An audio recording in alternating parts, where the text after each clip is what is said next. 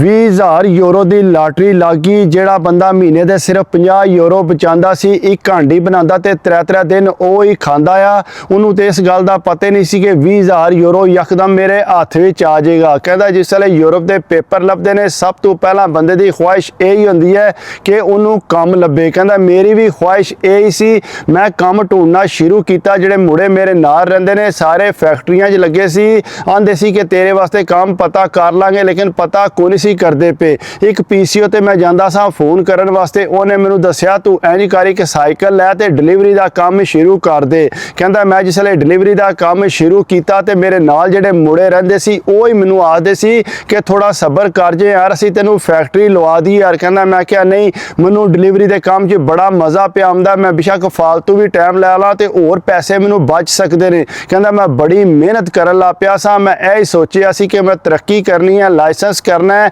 ਆਪਣੀ ਗੱਡੀ ਲੈਣੀ ਹੈ ਤੇ ਮਜ਼ੀਦ ਕੰਮ ਅੱਗੇ ਵਧਾਉਣਾ ਹੈ। ਕਹਿੰਦਾ ਮੇਰੀ ਇਹ ਕੋਸ਼ਿਸ਼ ਜਾਰੀ ਰਹੀ, ਮੈਂ ਥੋੜੇ ਪੈਸੇ ਬਚਾਉਂਦਾ ਰਿਹਾ, ਓਵਰ ਟਾਈਮ ਵੀ ਮੈਂ ਲਾਂਦਾ ਸਾਂ। ਕਹਿੰਦਾ ਲੇਕਿਨ ਮੈਨੂੰ ਮਸਲਾ ਇਹ ਹੁੰਦਾ ਸੀ, ਅਕਸਰ ਜਿਹੜਾ ਆਰਡਰ ਆਉਂਦਾ ਸੀ, ਕਈ ਵਾਰੀ ਜਿਹੜਾ 5ਵੇਂ ਫਲੋਰ ਤੇ ਮੈਨੂੰ ਜਾਣਾ ਪੈਂਦਾ ਸੀ, ਥੱਲਿਓਂ ਬੈਲਾਂ ਮਾਰਦੇ ਰਹੋ ਤੇ ਕਸਟਮਰ ਜਿਹੜਾ ਫੋਨ ਨਹੀਂ ਸੀ ਚੁੱਕਦਾ, ਆਪੂ ਉੱਤੇ ਚੜ ਕੇ ਜਾ ਕੇ ਆਰਡਰ ਦੇ ਕੇ ਆਉਣਾ ਪੈਂਦਾ ਸੀ।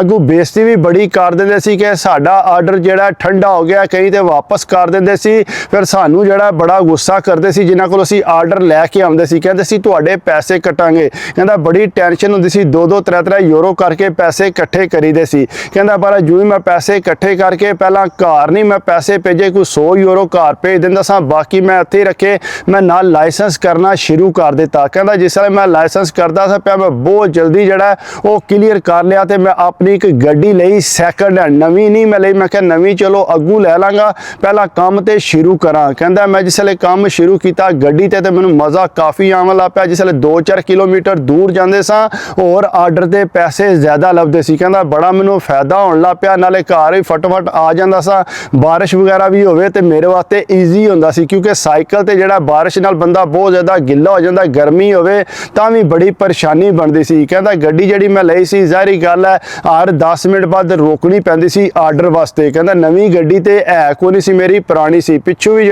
ਜਿਹੜੇ ਪੈਸੇ ਹੁੰਦੇ ਸੀ ਉਹ ਪਿੱਛਾ ਮੰਗਾ ਲੈਂਦੇ ਸੀ। ਕਹਿੰਦੇ ਸਾਨੂੰ ਲੋੜ ਹੈ, ਮੇਰੇ ਕੋਲ ਕੋਈ ਸ਼ੈ ਨਹੀਂ ਸੀ ਬਚਦੀ, ਮੇਰੇ ਕੋਲ ਆ ਜਾ ਕੇ ਸਿਰਫ 50 ਯੂਰੋ ਬਚਦੇ ਸੀ। ਕਹਿੰਦਾ ਡੇਰੇ ਦਾ ਕਿਰਾਇਆ ਜਿਹੜਾ ਟੋਟਲ 700 ਸੀ, ਅਸੀਂ ਸਾਰੇ ਮੁੰਡੇ ਆਪੇ 'ਚ ਤਕਸੀਮ ਕਰ ਲੈਂਦੇ ਸਾਂ। ਲੇਕਿਨ ਕਹਿੰਦਾ ਹਾਂਡੀ ਤੇ ਪਹਿਲਾਂ ਸਾਰਿਆਂ ਨਾਲ ਇਕੱਠੀ ਮੈਂ ਬਣਾਉਂਦਾ ਰਿਹਾ, ਲੇਕਿਨ ਜਿਸ ਵੇਲੇ ਵੀ ਉਹ ਗੋਸ਼ਤ ਵਗੈਰਾ ਬਣਾਉਂਦੇ ਸੀ, ਜਿਸ ਵੇਲੇ ਮੈਂ ਸ਼ਾਮੀ ਕਿਰੇ ਲੇਟ ਆਉਣਾ, ਵਿੱਚ ਜਿਹੜਾ ਸਿਰਫ ਸ਼ੋਰਾ ਹੁੰਦਾ ਸੀ, ਬੋਟੀਆਂ ਤੇ ਹੁੰਦੀਆਂ ਕੋਈ ਨਹੀਂ ਸੀ। ਸ਼ੁਰੂ ਤੇ ਕਹਿੰਦਾ ਮੈਂ ਬਰਦਾਸ਼ਤ ਕਰਦਾ ਰਿਹਾ, ਲੇਕਿਨ ਮੈਨੂੰ ਸਮਝ ਆ ਗਈ ਕਿ ਮੇਰਾ ਖਰਚਾ ਵੀ ਜ਼ਿਆਦਾ ਹੁੰਦਾ ਪਿਆ, ਇਹਦੇ ਨਾਲ ਤੇ ਬਿਹਤਰ ਹੈ ਮੈਂ ਕੋਈ ਗੋਸ਼ਤ ਵੀ ਲਿਆ ਕੇ ਬਣਾ 3 ਦਿਹਾੜੇ ਖਾਂਦਾ ਰਵਾਂ, ਫੇਰ ਹੀ ਮੇਰੇ ਕੋਲੋਂ ਨਹੀਂ ਮੁੱਕਣਾ। ਕਹਿੰਦਾ ਮੈਂ ਉਹਨਾਂ ਨੂੰ ਆਖਿਆ ਕਿ ਅੱਜ ਤੋਂ ਬਾਅਦ ਮੈਂ ਤੁਹਾਡੇ ਨਾਲ ਖਾਣ ਪੀਣ ਨਹੀਂ ਕਰਨਾ। ਉਹਨੇ ਆਖਿਆ ਇਹ ਨਹੀਂ ਹੋ ਸਕਦਾ, ਡੇਰੇ ਦਾ ਅਸੂਲ ਹੈ ਸਾਰਿਆਂ ਇਕੱਠਾ ਬਣਾਉਣਾ ਹੈ। ਕਹਿੰਦਾ ਮੈਂ ਕਿਹਾ ਮੈਨੂੰ ਨਹੀਂ ਪਤਾ, ਲੇਕਿਨ ਮੈਂ ਆਪਣਾ ਇਕੱਲਿਆਂ ਬਣਾਉਣਾ। ਕਈ ਵਾਰੀ ਮੈਂ ਰਾਤੀ 10 ਵਜੇ ਆਉਣਾ, 11 ਵਜੇ ਆਉਣਾ, ਇਸ ਵਾਸਤੇ ਮੈਂ ਜਿਹੜਾ ਆਪਣਾ ਲਾਦਾ ਕਰਾਂਗਾ। ਕਹਿੰਦਾ ਇੱਕ ਵਿੱਚੋਂ ਮੁੰਡਾ ਬੋਲਿਆ ਹਲਾ ਯਾਰ ਬਣਾਉਂਦਾ ਤੇ ਬਣਾਉਣ ਦਿਓ, ਸਾਨੂੰ ਕਾਹ ਦੀ ਟੈਨਸ਼ਨ ਹੈ, ਬਾਕੀ ਤੇ ਅਸੀਂ ਸਾਰੇ ਇਕੱਠੇ ਹਾਂ। ਕਹਿੰਦਾ ਫਿਰ ਮੈਂ ਇਕੱਲਿਆਂ ਬਣਾਉਣਾ ਸ਼ੁਰੂ ਕਰਦਾ, ਜੇ ਦਾਲ ਬਣਾਉਣੀ ਹੈ 3-4 ਦਿਨ ਉਹ ਦਾਲ ਹੀ ਖਾ ਲੈਣੀ ਹੈ।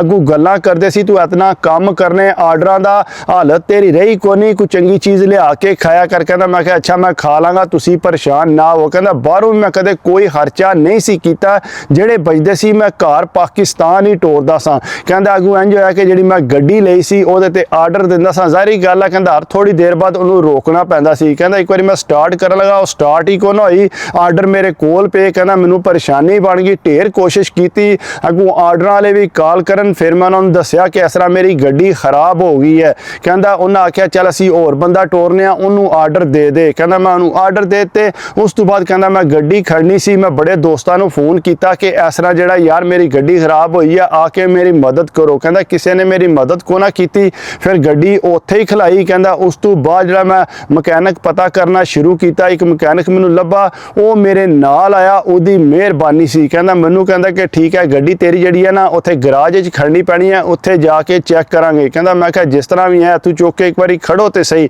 ਕਹਿੰਦਾ ਜਿਸ ਵੇਲੇ ਉਹਨੇ ਗੱਡੀ ਉੱਥੇ ਖੜੀ, ਕਹਿੰਦਾ ਸੁਬਾਹ ਵੀ ਤੈਨੂੰ ਦੱਸਾਂਗਾ ਕਿਤਨਾ ਖਰਚਾ ਹੋਵੇਗਾ। ਕਹਿੰਦਾ ਮੈਂ ਸੁਬਾਹ ਦਾ ਇੰਤਜ਼ਾਰ ਕਰਨ ਲੱਗ ਪਿਆ, ਮੇਰਾ ਕੰਮ ਵੀ ਰੁਕ ਮੁੱਕ ਗਏ ਆ। ਕਹਿੰਦਾ ਜਿਸਲੇ ਮੈਂ ਸਵੇਰ ਉਹਦੇ ਕੋਲ ਗਿਆ ਤੇ ਮੈਨੂੰ ਆਂਦਾ ਕਿ 1100 ਯੂਰੋ ਲੱਗੇਗਾ। ਕਹਿੰਦਾ ਮੈਂ ਪਰੇਸ਼ਾਨ ਹੋ ਗਿਆ, ਮੇਰੇ ਕੋਲ ਤੇ 50 ਯੂਰੋ ਵੀ ਨਹੀਂ ਸੀ ਹੁੰਦੇ, 1100 ਤੇ ਦੂਰ ਦੀ ਗੱਲ ਹੈ। ਕਹਿੰਦਾ ਮੈਂ ਕਿਹਾ ਕੋਈ ਪੈਸੇ ਕਟਾ, ਮੇਰੇ ਕੋਲ ਇਤਨੇ ਪੈਸੇ ਨਹੀਂ ਹੈ, ਜਾਂ ਮੇਰੇ ਨਾਲ ਕਿਸ਼ਤ ਕਰ ਲੈ, ਮੈਂ ਜੋ ਪੈਸੇ ਕਮਾਂਗਾ ਨਾਲ ਨਾਲ ਤੈਨੂੰ ਦੇ ਜਾਵਾਂ। ਉਹ ਆਂਦਾ ਨਹੀਂ ਮੈਂ ਕਿਸ਼ਤ ਕੋ ਨਹੀਂ ਕਰਨੀ, ਤੂੰ ਕਿਧਰੇ ਹੋਰ ਖੜਨੀ ਹੈ ਤੇ ਗੱਡੀ ਆਪਣੀ ਲੈ ਜਾ, ਜਿਹੜੀ ਮੈਂ ਚੈੱਕ ਕੀਤੀ ਹੈ ਜਾਂ ਉੱਥੋਂ ਲਿਆਂਦੀ ਹੈ ਉਹ 150 ਯੂਰੋ ਮੈਨੂੰ ਦੇ ਦੇ। ਕਹਿੰਦਾ ਮੈਂ ਕਿਹਾ ਇਹ ਤੇ ਵੱਡੀ ਪਰੇਸ਼ਾਨੀ ਬਣ ਗਈ ਹੈ ਮੇਰੇ ਵਾਸਤੇ। ਕਹਿੰਦਾ ਡੇਰੇ ਤੇ ਆਇਆ, ਆ ਕੇ ਮੁੰਡਿਆਂ ਨਾਲ ਗੱਲ ਕੀਤੀ ਕਿ ਯਾਰ ਇਸ ਤਰ੍ਹਾਂ ਮੇਰੀ ਗੱਡੀ ਖਰਾਬ ਹੋ ਗਈ ਹੈ, ਉਹਦੇ ਤੇ 1100 ਯੂਰੋ ਲੱਗਦਾ ਤੇ ਮੈਂ ਚਾਹਨਾ ਕਿ ਤੁਸੀਂ ਮੇਰੀ ਮਦਦ ਕਰੋ। ਉਹ ਆਂਦਾ ਕੋਈ ਮੁੰਡਾ ਵੀ ਜਿਹੜਾ ਉਹ ਮੇਰੀ ਮਦਦ ਕਰਨ ਨੂੰ ਤਿਆਰ ਕੋਈ ਨਹੀਂ ਸੀ। ਮੇਰੇ ਵਾਸਤੇ ਹੋਰ ਪਰੇਸ਼ਾਨੀ ਬਣ ਗਈ, ਉਹ ਮੇਰਾ ਕੰਮ ਵੀ ਰੁਕ ਗਿਆ, ਪਿੱਛੋਂ ਵੀ ਜਿਹੜਾ ਫੋਨ ਕਰਨਗੇ ਸਾਨੂੰ ਪੈਸੇ ਚਾਹੀਦੇ, ਉਹਨਾਂ ਨੂੰ ਮੈਂ ਕੀ ਦੱਸਾਂ ਕਿ ਮੇਰੇ ਕੋਲ ਆਪਣੇ ਕੋਲ ਪੈਸੇ ਕੋਈ ਨਹੀਂ, ਮੇਰੀ ਗੱਡੀ ਖਰਾਬ ਹੋ ਗਈ ਹੈ। ਲੇਕਿਨ ਕਹਿੰਦਾ ਉਹ ਬਾਰ-ਬਾਰ ਆਖਣ ਅੰਮੀ ਦੀ ਤਬੀਅਤ ਨਹੀਂ ਸਹੀ, ਦਵਾਈ ਲਿਆਉਣੀ ਹੈ, ਉਹਨਾਂ ਨੂੰ ਹਸਪਤਾਲ ਖੜਨਾ। ਕਹਿੰਦਾ ਮੈਂ ਕਿਹਾ ਅੱਛਾ ਮੈਂ ਕੋਈ ਬੰਦੋਬਸਤ ਕਰਨਾ। ਉਹਨਾਂ ਨੂੰ ਕਹਿੰਦਾ ਮੈਂ ਗੱਡੀ ਦਾ ਕੋਨਾ ਦੱਸਿਆ। ਕਹਿੰਦਾ ਆਖਰਕਾਰ ਮੇਰੇ ਦਿਮਾਗ 'ਚ ਇੱਕ ਬੰਦਾ ਆਇਆ, ਮੈਂ ਉਹਦੇ ਕੋਲ ਗਿਆ। ਕਹਿੰਦਾ ਉਹ PC ਵਾਲਾ, ਉਹਦੇ ਕੋਲ ਮੈਂ ਪੈਸੇ ਵਗੈਰਾ ਭੇਜਦਾ ਸਾਂ। ਮੈਂ ਉਹਦੇ ਨਾਲ ਜਾ ਕੇ ਗੱਲ ਕੀਤੀ ਕਿ ਭਾਈ ਇਸ ਤਰ੍ਹਾਂ ਯਾਰ ਮੈਨੂੰ ਪੈਸਿਆਂ ਦੀ ਲੋੜ ਹੈ, ਤੂੰ ਮਿਹਰਬਾਨੀ ਕਰਕੇ ਮੈਨੂੰ ਪੈਸੇ ਦੇ, ਮੈਂ ਆਪਣੀ ਗੱਡੀ ਠੀਕ ਕਰਾ ਲਾ, ਮੇਰਾ ਕੰਮ ਚੱਲ ਪਵੇਗਾ। ਉਹਨੇ ਆਖਿਆ ਕੋਈ ਮਸਲਾ ਨਹੀਂ, ਤੂੰ ਮੇਰੇ ਕੋਲ ਪੈਸੇ ਲੈ ਜਾ ਜਿੰਨੇ ਖੜਨੇ ਨਹੀਂ। ਕਹਿੰਦਾ ਮੈਂ ਕਿਹਾ 1100 ਨੇ ਮੰਗਿਆ। ਕਹਿੰਦਾ ਉਹਨੇ 1200 ਮੈਨੂੰ ਕੱਢ ਕੇ ਦਿੱਤਾ। ਉਹਨੇ ਕਿਹਾ 1200 ਯੂਰੋ ਤੂੰ ਲੈ ਜਾ, ਹੋ ਸਕਦਾ ਕੋਈ ਫਾਲਤੂ ਵੀ ਲੱਗ ਜਾਣ, ਤੂੰ ਆਪਣੀ ਗੱਡੀ ਠੀਕ ਕਰਾ ਕੇ ਤੇ ਤੂੰ ਕੰਮ ਸ਼ੁਰੂ ਕਰ। ਮੈਂ ਉਹਨੂੰ ਆਖਿਆ ਭਾਈ ਬਹੁਤ ਜਲਦੀ ਜਿਹੜਾ ਮੈਂ ਤੁਹਾਡੇ ਪੈਸੇ ਵਾਪਸ ਕਰ ਦੂੰਗਾ। ਆਖਿਆ ਕੋਈ ਮਸਲਾ ਨਹੀਂ ਯਾਰ, ਤੂੰ ਪਰੇਸ਼ਾਨ ਨਾ ਹੋ, ਮੈਨੂੰ ਪਤਾ ਕਿ ਤੂੰ ਵਾਪਸ ਕਰ ਦੇਂਗਾ। ਕਹਿੰਦਾ ਮੈਂ ਪੈਸੇ ਲੈ ਕੇ ਆ ਗਿਆ, ਮਕੈਨਿਕ ਨੂੰ ਆਖਿਆ ਮੈਂ ਕਿਹਾ ਗੱਡੀ ਠੀਕ ਕਰ। ਕਹਿੰਦਾ ਉਹਨੇ ਸ਼ਾਮਾਂ ਤੱਕ ਗੱਡੀ ਮੈਨੂੰ ਠੀਕ ਕਰ ਦਿੱਤੀ। ਕਹਿੰਦਾ ਪਰ ਉਹਨੂੰ ਕਹਿ ਕਿ ਤੇ ਮੈਂ 1000 ਯੂਰੋ ਦਿੱਤਾ, ਬਾਕੀ 200 ਮੈਂ ਜੇਬ 'ਚ ਪਾ ਲਿਆ। ਲੇਕਿਨ ਕਹਿੰਦਾ ਮੈਂ ਉਹਨੂੰ ਵਾਪਸ ਕੋ ਨਾ ਕੀਤਾ PC ਵਾਲੇ ਨੂੰ, ਅੱਗੋਂ ਮੈਂ ਕੰਮ ਕਰਨਾ ਸ਼ੁਰੂ ਕਰਤਾ। ਕਹਿੰਦਾ ਮੈਂ ਕੰਮ ਪਿਆ ਕਰਦਾ ਸਾਂ, ਜਿਸੇ ਸ਼ਾਮੀ ਘਰ ਆਇਆ ਆ ਕੇ ਫੇਸਬੁੱਕ ਖੋਲੀ ਹੈ। ਕਹਿੰਦਾ ਫੇਸਬੁੱਕ ਖੋਲ ਕੇ ਤੱਕਿਆ ਤੇ ਥੱਲੇ ਮੈਸੇਜ ਆਏ ਸੀ ਕਿ ਇਸ ਬੰਦੇ ਨੇ ਇਸ ਐਪ ਤੋਂ ਇੰਨੇ ਪੈਸੇ ਕਮਾਏ ਨੇ, ਇਤਨੇ ਪੈਸੇ ਕਮਾਏ ਨੇ।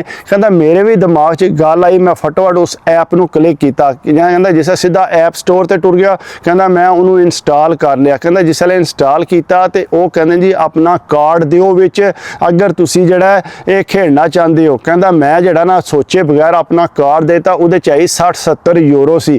ਕਹਿੰਦਾ ਜਿਸ ਵੇਲੇ ਮੈਂ ਕਾਰਡ ਦਿੱਤਾ 50 ਯੂਰੋ ਉਹਨਾਂ ਨੇ ਕੱਟ ਲਏ ਉਸੇ ਟਾਈਮ। ਕਹਿੰਦਾ ਮੈਂ ਖੇਡਣਾ ਸ਼ੁਰੂ ਕਰ ਦਿੱਤਾ। ਕਹਿੰਦਾ ਜਿਸ ਵੇਲੇ ਮੈਂ ਖੇਡਦਾ ਰਿਹਾ ਤੇ ਯਕਦਮ ਮੈਨੂੰ ਪਤਾ ਵੀ ਨਾ ਲੱਗਾ ਉਹ 50 ਯੂਰੋ ਖਤਮ ਹੋ ਗਏ। ਕਹਿੰਦਾ ਮੈਂ ਕਿਹਾ ਇਹ ਚੰਗਾ ਰਿਹਾ ਵੀ ਮੇਰਾ ਦਿਮਾਗ ਬੰਦ ਹੋਇਆ ਕਿ ਮੈਂ ਜਿਹੜੇ 50-60 ਯੂਰੋ ਉਹ ਵੀ ਜ਼ਾਇਆ ਕਰ ਬੈਠਾ। ਕਹਿੰਦਾ ਉਸ ਟਾਈਮ ਮੈਂ ਜਿਹੜਾ ਟੈਨਸ਼ਨ 'ਚ ਸੋ ਗਿਆ। ਕਹਿੰਦਾ ਦੂਸਰੇ ਦਿਨ ਫਿਰ ਜਿਹੜਾ ਨਾ ਮੇਰੇ ਦਿਮਾਗ 'ਚ ਆਇਆ ਨਹੀਂ ਇੱਕ ਵਾਰੀ ਹੋਰ ਅਜ਼ਮਾਵਾਂ। ਕਹਿੰਦਾ ਫਿਰ ਮੈਂ 100 ਯੂਰੋ ਜਿਹੜਾ ਨਾ ਉਹਦੇ 'ਚ ਫੇਰ ਕੀਤਾ। ਕਹਿੰਦਾ ਇਹ ਆਖਰੀ ਵਾਰ ਕਰਨਾ, ਇਸ ਤੋਂ ਬਾਅਦ ਇਹ ਐਪ ਜਿਹੜੀ ਹੈ ਡਿਲੀਟ ਮਾਰ ਦੇਣੀ ਹੈ। ਕਹਿੰਦਾ ਮੈਂ ਇਸ ਤਰ੍ਹਾਂ ਕਰਕੇ ਨਾ ਥੋੜੀ ਦੇਰ ਬਾਅਦ ਜਿਹੜਾ ਨਾ ਕਹਿੰਦਾ ਪੈਸੇ ਲਾਂਦਾ ਰਿਹਾ, ਕਿ 10 ਲਾਏ 5 ਲਾਏ। ਕਹਿੰਦਾ ਜਿਸ ਵੇਲੇ ਮੇਰੇ ਕੋਲ 20 ਯੂਰੋ ਰਹਿ ਗਿਆ ਨਾ, ਮੈਨੂੰ ਸਮਝ ਆ ਗਈ ਕਿ ਮੇਰੇ ਇਹ ਵੀ ਪੈਸੇ ਗਏ। ਕਹਿੰਦਾ ਮੈਂ ਆਖਰੀ ਵਾਰੀ 20 ਯੂਰੋ ਲਾਏ। ਕਹਿੰਦਾ ਜਿਉਂ ਹੀ ਮੈਂ 20 ਯੂਰੋ ਲਾਏ ਤੇ ਕਹਿੰਦਾ ਸਿੱਧੇ ਮੈਨੂੰ ਸਮਝ ਨਾ ਆਈ। ਕਹਿੰਦਾ ਉੱਤੇ ਆਪਸ਼ਨ ਆਇਆ ਕਿ ਤੂੰ ਵਿਨ ਕਰ ਗਏ 19,800 ਯੂਰੋ ਜਿਹੜਾ ਉਹ ਤੂੰ ਜਿੱਤ ਗਈ। ਕਹਿੰਦਾ ਮੇਰੀਆਂ ਅੱਖਾਂ ਨੂੰ ਯਕੀਨ ਨਾ ਆਵੇ ਹੈ ਵੀ ਕਿ ਇੰਜ ਹੋ ਸਕਦਾ। ਕਹਿੰਦਾ ਮੈਂ ਫਿਰ ਦੁਬਾਰਾ ਉਹਨੂੰ ਰੀਸੈਟ ਮਾਰਿਆ, ਰੀਫਰੈਸ਼ ਕੀਤਾ ਤੇ ਫਿਰ ਵੀ ਉਨੇ ਹੀ ਪੈਸੇ ਆਏ। ਕਹਿੰਦਾ ਮੈਂ ਨਾ ਕੋਸ਼ਿਸ਼ ਕੀਤੀ ਕਿ ਜਿਹੜੇ ਪੈਸੇ ਨੇ ਨਾ ਉਹ ਆਪਣੇ ਅਕਾਊਂਟ 'ਚ ਟ੍ਰਾਂਸਫਰ ਕਰਾਂ। ਕਹਿੰਦਾ ਜਿਸ ਵੇਲੇ ਮੈਂ ਟ੍ਰਾਂਸਫਰ ਕੀਤੇ ਨਾ, ਉਹਨਾਂ ਆਖਿਆ ਜੀ ਕਹਿੰਦਾ ਜੁਮੇ ਦਾ ਦਿਨ ਸੀ, ਉਹਨਾਂ ਆਖਿਆ ਸੋਮਵਾਰ ਨੂੰ ਤੇਰੇ ਅਕਾਊਂਟ 'ਚ ਪੈਸੇ ਆ ਜਾਣਗੇ। ਕਹਿੰਦਾ ਮੈਂ ਬੜਾ ਪਰੇਸ਼ਾਨ ਸਾਂ, ਮੈਨੂੰ ਯਕੀਨ ਨਹੀਂ ਸੀ ਆ ਰਿਹਾ ਕਿ ਇਸ ਐਪ ਤੋਂ ਮੈਨੂੰ ਇੰਨੇ ਪੈਸੇ ਆ ਸਕਦੇ ਨੇ। ਬਹਰਹਾਲ ਕਹਿੰਦਾ ਮੈਂ ਜਿਸ ਵੇਲੇ ਫਿਰ ਇੰਤਜ਼ਾਰ ਕਰਦਾ ਰਿਹਾ, ਬੜਾ ਬੇਚੈਨ ਹੋਇਆ ਸਾਂ, ਬਾਰ-ਬਾਰ ਗੂਗਲ ਤੇ ਸਰਚ ਕਰਕੇ ਤੱਕਦਾ ਸਾਂ ਵਾਕਈ ਇਹ ਐਪ ਜਿਹੜਾ ਹੈ ਸੀ। ਕਹਿੰਦਾ ਜਿਸ ਵੇਲੇ ਸੋਮਵਾਰ ਹੋਈ ਤੇ ਮੇਰੇ ਅਕਾਊਂਟ ਤੇ ਮੈਸੇਜ ਆ ਗਿਆ ਕਿ ਤੇਰੇ ਇਤਨੇ ਪੈਸੇ ਆਏ ਨੇ। ਕਹਿੰਦਾ ਮੈਂ ਤੇ ਬੜਾ ਖੁਸ਼ ਹੋ ਗਿਆ ਕਿ ਇਤਨੇ ਪੈਸੇ ਯਕਦਮ ਮੇਰੇ ਅਕਾਊਂਟ 'ਚ ਆ ਗਏ ਨੇ। ਕਹਿੰਦਾ ਬਹਰਹਾਲ ਮੈਂ ਫਿਰ ਜਿਹੜਾ ਨਾ ਫਟਾਫਟ ਉਹ ਪੈਸੇ ਕੱਢੇ ਪਿੱਛਾ। ਕਹਿੰਦਾ ਮੈਂ ਕੋਸ਼ਿਸ਼ ਕੀਤੀ ਸਾਰੇ ਭੇਜਣ ਦੀ, ਜਿਹੜੇ ਮੈਂ PC ਵਾਲੇ ਨੂੰ ਦੇਣੇ ਸੀ ਉਹ ਦਿੱਤੇ। ਕਹਿੰਦਾ ਗੱਡੀ ਦਾ ਹੋਰ ਥੋੜਾ ਬਹੁਤ ਮੈਂ ਕੰਮ ਕਰਾਇਆ, ਵਿੱਚ ਟੇਪ ਸ਼ੇਪ ਲਵਾਈ। ਕਹਿੰਦਾ ਮੈਂ ਗੱਡੀ ਨੂੰ ਬਿਹਤਰ ਕਰ ਲਿਆ। ਲੇਕਿਨ ਕਹਿੰਦਾ ਮੈਂ ਜਿਹੜੇ ਪੈਸੇ ਆਏ ਸੀ ਨਾ ਸਾਰੇ ਖਤਮ ਕਰ ਬੈਠਾ। ਉਸ ਤੋਂ ਬਾਅਦ ਕਹਿੰਦਾ ਮੈਂ ਫਿਰ ਜ਼ੀਰੋ ਹੋ ਗਿਆ। ਕਹਿੰਦਾ ਮੈਂ ਜ਼ਾਹਰੀ ਗੱਲ ਪਿਛਾ ਲੋੜ ਸੀ ਉਹ ਪੈਸੇ ਪਾ ਤੇ ਕੋਈ ਉਧਾਰ ਦੇਣਾ ਸੀ ਉਹ ਦਿੱਤਾ। ਉਸ ਤੋਂ ਬਾਅਦ ਕਹਿੰਦਾ ਫਿਰ ਮੈਂ ਡਿਲੀਵਰੀ ਦਾ ਕੰਮ ਸ਼ੁਰੂ ਕਰ ਦਿੱਤਾ। ਕਹਿੰਦਾ ਮੈਂ ਉਸ ਤੋਂ ਬਾਅਦ ਜਿਹੜਾ ਨਾ ਹਰ ਮਹੀਨੇ 200-300 ਜਿਹੜਾ ਨਾ ਉਸ ਐਪ 'ਚ ਲਾਣਾ ਤੇ ਕਹਿੰਦਾ ਮੇਰੇ ਪੈਸੇ ਜਿਹੜਾ ਤਕਰੀਬਨ 4-5 ਹਜ਼ਾਰ ਯੂਰੋ ਮੈਂ ਇਸ ਤਰ੍ਹਾਂ ਜ਼ਾਇਆ ਕਰ ਦਿੱਤਾ। ਕਹਿੰਦਾ ਮੈਨੂੰ ਬਚਤ ਕੁਝ ਨਾ ਹੋਈ, ਨਾ ਹੀ ਮੇਰੀ ਲਾਟਰੀ ਲੱਗੀ। ਕਹਿੰਦਾ ਮੈਂ ਕਿਹਾ ਇਹ ਤਾਂ ਮੈਂ ਢੇਰ ਪੈਸੇ ਜ਼ਾਇਆ ਕਰ ਦਿੱਤੇ, ਨੁਕਸਾਨ ਕਰ ਬੈਠਾ। ਲੇਕਿਨ ਕਹਿੰਦਾ ਅਜੇ ਤੱਕ ਵੀ ਜਿਹੜਾ ਮੈਨੂੰ 10 ਸਾਲ ਹੋ ਚੱਲੇ ਨੇ ਡਿਲੀਵਰੀ ਦਾ ਕੰਮ ਕਰਦਿਆਂ, ਮੈਨੂੰ ਕੋਈ ਬਚਤ ਨਹੀਂ ਹੋਈ। ਮੇਰੇ ਗੋਡਿਆਂ 'ਚ ਦਰਦ ਹੋ ਗਿਆ ਤੇ ਮੇਰੇ ਕੋਲ ਪੈਸੇ ਕੋਈ ਨਹੀਂ ਬਚੇ। ਜਿਹੜੇ ਕਮਾਨਾ ਪਿਛਾਂ ਟੋਰ ਦੇਣਾ, ਆਪਣਾ ਨਾ ਮਕਾਨ ਲੈਣ ਹੋਇਆ, ਨਾ ਫੈਮਿਲੀ ਬੁਲਾਉਣ ਹੋਈ ਹੈ, ਲੇਕਿਨ ਸਿਰਫ ਜਿਹੜਾ ਡਿਲੀਵਰੀ ਦਾ ਹੀ ਕੰਮ ਕਰਨਾ ਪਿਆ। ਬਾਕੀ ਇਸ ਤਰ੍ਹਾਂ ਵੀ ਹੁੰਦਾ ਜਿਹੜਾ ਲੈਟਰੀ ਲੱਗੀ ਹੈ ਫਿਰ ਵੀ ਉਹਦਾ ਫਾਇਦਾ ਨਹੀਂ ਉਠਾਇਆ। ਬਾਕੀ ਅਗਰ ਵੀਡੀਓ ਮੇਰੀ ਅੱਛੀ ਲੱਗੇ ਤਾਂ ਕੋਸ਼ਿਸ਼ ਕਰਿਆ ਕਰੋ ਲਾਈਕ ਕਮੈਂਟ ਤੇ ਸਬਸਕ੍ਰਾਈਬ ਕਰ ਦਿਆ ਕਰੋ।